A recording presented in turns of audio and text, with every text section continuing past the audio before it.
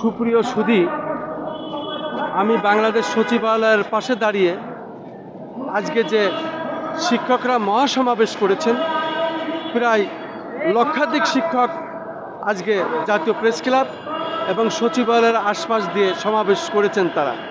এবং এই শিক্ষকে আজকে শিক্ষা ভবন, পররাষ্ট্র মন্ত্রণালয়, হাইকোর্টের সামনে গাড়ি ঘোড়া বন্ধ ছিল, রীতিমতো তারা মিছিলে রাজপথ প্রকম্পিত করেছিল। আমি ঠিক তেমনই একজন শিক্ষক নেতার কাছে আমি প্রশ্ন করছি, এই সমাবেশ শেষে আপনারা বাংলাদেশ সচিবালয় থেকে বেরিয়ে যাচ্ছেন, এখন কি আপনারা আশ্বাস পেলেন, কি আপনাদের দাবি কতটুকু পূরণ হলো, যদি আপনার নাম পরিচয় দিয়ে বলতেন, কোন এলাকা থেকে এসেছেন? ধন্যবাদ। আমি মোহাম্মদ ইউসুফ আলী, সভাপতি মাধ্যমিক সহকারী শিক্ষক সমিতি বিকাশ কুমিল্লা। আমরা এখানে আমাদের ন্যায্য অধিকার দাবি নিয়ে এসেছিলাম। আমাদের দাবি ছিল, আমাদের যে বৈষম্যগুলো আছে, স্বাধীনতার 54 বছর পরও আমাদের বৈষম্যগুলো দূর হচ্ছে না। সব সময় শুধু আমাদের প্রতিশ্রুতি দিচ্ছে আর আমরা ক্লাসে ফিরে যাচ্ছি, আমাদের সেই অবস্থায় রয়ে গেছে। আমাদের এখন বাজার দর দ্রব্যমূল্য বৃদ্ধির কারণে আমাদের দেয়ালে পিঠ থেকে গেছে। এর জন্য আমরা বৃহত্তর আন্দোলনের ডাক দিয়েছি, যাতে আমাদের দাবিগুলো পূরণ হয়। যদি আমরা আশা করছি যে বর্তমান সরকার আমাদের সেই দাবিগুলো মেনে নেবেন এবং সেই অনুযায়ী কাজ করবেন। তো আমাদের দাবিগুলো ছিল 45% হাউস রেন্ট দেশ। আমরা যখন দাবি করছি তখন ওনারা গত মাসে একটা আমাদেরকে জানালো যে না, আপনাদেরকে আমরা 100 ভাগ বৃদ্ধি করব। 1000 টাকা হাউস রেন্ট ছিল, আমরা এটা 2000 করব। 500 টাকা মেডিকেল ছিল, এটা আমরা 1000 করব। তো আমরা বলছি এটা তো এক প্রকারের শুভঙ্করের পাখি। এর আগে সরকার আমাদেরকে 100 টাকার বাড়ি বা মেডিকেল 500 টাকা করে বলছিল, 400% বৃদ্ধি করছে। ওইটা তো কোনো হইতে পারেনি, এটা একটা প্রতারণা, শিক্ষক সমাজের সাথে একটা ফাঁকিঝুঁকি ছাড়া কিছু না। সুতরাং আমরা 45% হাউস রেন্ট না দিলে আমরা মানব না, আমরা বৃহত্তর আন্দোলনের ডাক দিব। তবে আমরা এবারে আন্দোলনটা ছিল প্রতি বিদ্যালয় থেকে, প্রতি স্কুল কলেজ মাদ্রাসা থেকে 2 জন করে। আমরা সেই 2 জন করে নিয়ে এখানে লক্ষাধিক হয়ে গেছে। আর যদি আমরা ফুল স্টপ করে দেই, তালা মেরে দেই, সবগুলো এখানে আসে, তাহলে কোনো সরকারের ক্ষমতা নাই যে ঢাকা শহরটাকে চালাই দেবে। অফিস আদালত চলবে না, সম্পূর্ণ অচল হয়ে যাবে। তা আমরা শিক্ষিত ব্যক্তি, আমরা শিক্ষক, আমরা চাই না এত বড় বেকায়দায় পড়ুক দেশ, এত বড় বেকায়দায় পড়ুক এই জাতি, এত বেকায়দায় পড়ুক অফিস আদালতগুলো। আমরা সেই জন্য আমরা মানে সহায় যেভাবে থাকে সেইভাবে চেষ্টা করি। আমরা যতই চেষ্টা করি, এর আগে আওয়ামী লীগ সরকার থাকতো আমাদের কিন্তু আশ্বাসে দিত, আশ্বাসে আমরা হইতে এখন আর আমাদের আশ্বাসে বিশ্বাস না। সর্বশেষ আমাদের যে দাবিগুলো ছিল, আমাদেরকে মন্ত্রণালয়ে ডেকে নিয়ে আসছে, সচিবালয়ে আমাদেরকে ডেকে নিয়ে যেই কথাটা বলছে সেটা হলো যে আপনাদের দাবির সাথে আমরা একমত। তবে আমরা ওই একই কথা যেটা ফোন করে আগে আমাকেও বলছিল, এটা মানেন কিনা, আমি বলছি যে আমি মানি না, আমরা নেতৃবৃন্দরা মানি না। তখন ওনারা আবার আমাদেরকে আবার ডেকে নিচ্ছে, ডেকে নেওয়ার বলে 25% আমার 45% হাউস রেন্ট দেওয়া বর্তমান সরকারের দ্বারা সম্ভব না, ওনাদের আর্থিক সংকুলান নাই। তবে আমরা পরবর্তীতে বলছি আমাদেরকে কমপক্ষে 20% দেওয়া হোক, 20% দেওয়া হোক এবং এটা এই মাসে প্রজ্ঞাপন জারি করতে হবে। ওনারা বলছে যে আমরা 20% দেওয়া, আপনাদের এই দাবিটা আমরা মেনে নিলাম, 20% দেওয়ার চিন্তাভাবনা করবো। তবে আপনারা আমাদেরকে হিসাব দেন, 20% দিলে কতশো কোটি টাকা বা কত হাজার কোটি টাকা আপনাদের লাগবে। আমরা সেই অনুযায়ী বাজেট সংকুলন হলে আমরা সেটা মেনে নেওয়ার চেষ্টা করবো। যদি না হয় তাহলে পরবর্তীতে আমরা আবার আন্দোলন ঘোষণা করবো।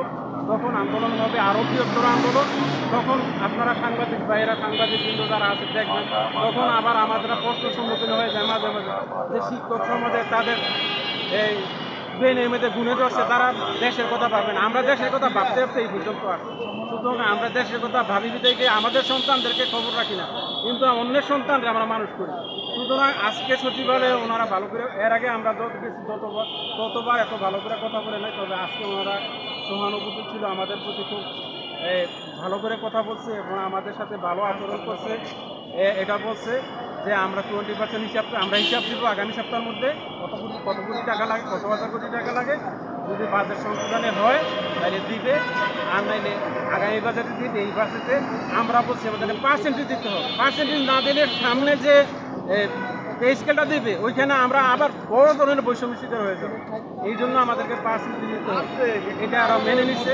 ওনারা জানাবে আমাদেরকে আগামী মাসে 14 তারিখে 12 তারিখে জানাবে। যদি না জানায় 14 তারিখে আবার আমরা এই বিদ্যালয়ের কর্মবিরতি পালন করব। 15 তারিখে ফুল কর্মবিরতি পালন করব। 16 তারিখে আবার ঘোষণা করব আন্দোলনের। আশা করি আমাদের দাবিগুলো এর মাঝে মেনে নিবে। আমরা শান্তিতে আবার ক্লাসে চলে যাব। দেশে আমরা আমাদের সন্তান এবং অন্য সবার সন্তানকে আমরা ভালো করে পড়াশোনা করাবো। এই জাতি, এই দেশ, এই শিক্ষক সমাজ ভালো করে উন্নতি করবে এবং আমরা আন্তরিকতার সাথে পাঠদান করবো। আর বদলির ব্যাপারে বলছে যে ওনারা বদলির যে প্রজ্ঞাপনটা জারি করছিল, এই প্রজ্ঞাপনটার উপরে রিট করা হয়েছে। এখন রিটে যে আদেশ দিবে, আদালত যে আদেশ দিবে, সে অনুযায়ী পরবর্তী ওনারা পদক্ষেপ নেবে। এটা হলো বদলির ব্যাপারটা। আর কর্মচারীদের ব্যাপারে 50% ওনারা হাউস রেন্ট দিত, এখন ওনারা মেনে নিচ্ছে 75% কর্মচারীদের হাউস রেন্টার ওনারা 75% কর্মচারীদেরকে উৎসব ভাড়া দেবে। এটা 50% থেকে 75% করছে। এটা কর্মচারীদের জন্য একটা সুখবর, আর শিক্ষকদের জন্য সুখবর তেমন কিছু নাই। এটা 12 তারিখের মধ্যে আমাদেরকে জানাবে। না জানালে 14 তারিখে আমরা আবার কর্মসূচি দেব। তার মানে আংশিক আপনাদের পূরণ হলো আর কি। জি, আংশিক পূরণ হয়েছে, কিন্তু আপনারা পূর্ণাঙ্গটাই চাচ্ছেন। আমরা পূরণ হয় নাই। আচ্ছা, প্রতিশ্রুতি দিচ্ছে, এখনো 12 তারিখের মধ্যে ওনারা প্রজ্ঞাপন দিবে। আমরা আজকে কয় তারিখ? আজকে 12 তারিখ। আজকে 13 তারিখ। আমরা 16 তারিখের মধ্যে ওনাদেরকে একটা হিসাব দিব যে এতশো কোটি টাকা লাগবে আমাদেরকে হাউস রেন্ট দিবে। আচ্ছা, এতশো কোটি টাকা ওনারা আবার বাজেটে থেকে দেখবে এটা দেওয়া যায় কিনা। আচ্ছা আচ্ছা আচ্ছা, যদি দেওয়া যায় এটাই ওনারা প্রজ্ঞাপন দিয়ে দিবে। আচ্ছা আচ্ছা আর আচ্ছা, যদি দেওয়া না যায় তাহলে একটু কমাইয়া আমাদেরকে পার্সেন্টেজ আকারে হাউস রেন্ট দিবে। আচ্ছা, এইটাই আমাদের আজকে পাওয়া। ও আজকে এটাই পাওয়া। ঠিক আছে। আংশিক দিবে, আংশিক মানে আংশিক এটা প্রতিশ্রুতি ছিল 100% মানে 1000, এটাকে এখন আমরা বলছি পার্সেন্টেজ। আমরা পার্সেন্টেজে আমাদের দিতে হবে না, পার্সেন্টেজ আমরা দিচ্ছি। তো আমাদের যে এই যে আজিজি সাহেব ছিল, উনি আবার নরম মনের মানুষ, উনি এটারে 20% বলছে। 20% বলার কারণে ওনারাও খুশি হয়েছে। 20% তো বড় কিছু না, এর জন্য এটা ওনারা নীতিগতভাবে মেনে বোনাসটা হলো কর্মচারীদের হলো 75%, আর আমাদের যা আছে তাই আগামী বাজেটে আমাদের 100 করবে।